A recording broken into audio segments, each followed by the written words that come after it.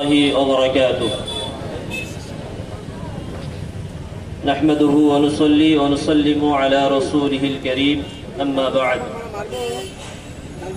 মঞ্চে উপস্থিত আছেন হিলফুল ফুজুল সংগঠনের সম্মানিত সদস্যবৃন্দ, সকলের প্রতি আন্তরিক শ্রদ্ধা, সম্মান, ভালোবাসা জ্ঞাপন করি।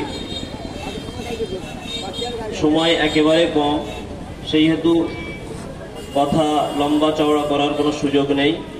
এতটুকু কথা বলবো, আমার পূর্বের সমস্ত বক্তারা তানারা তানাদের জ্ঞান গর্বমূলক বক্তব্য দিয়ে গেছেন, যা আমাদের জন্য প্রয়োজন ছিল।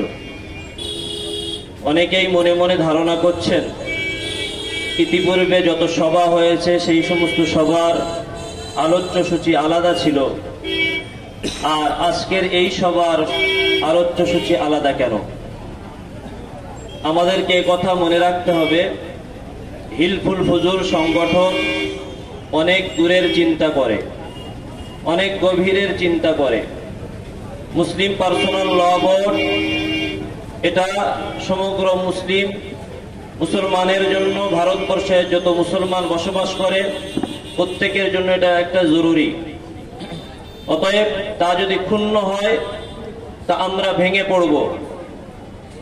এই জন্য আমরা যে সমস্ত বিষয়বস্তু রেখেছিলাম তা অন্য বিষয়ের থেকে অনেক গুরুত্বপূর্ণ। এ কথা মনে রাখতে হবে আমাদেরকে যে হিলফুল ফুজুল ঢোলাহাট সংগঠন একটা ছোট্ট সংগঠন, এটা ভাবলে ভুল হবে।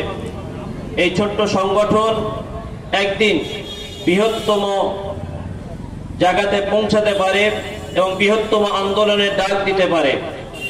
তা দেশ ও জাতির এবং মুসলিমদের জন্য যাবতীয় বিষয় ডাক দেবে ইনশাল্লাহ আগামীতে।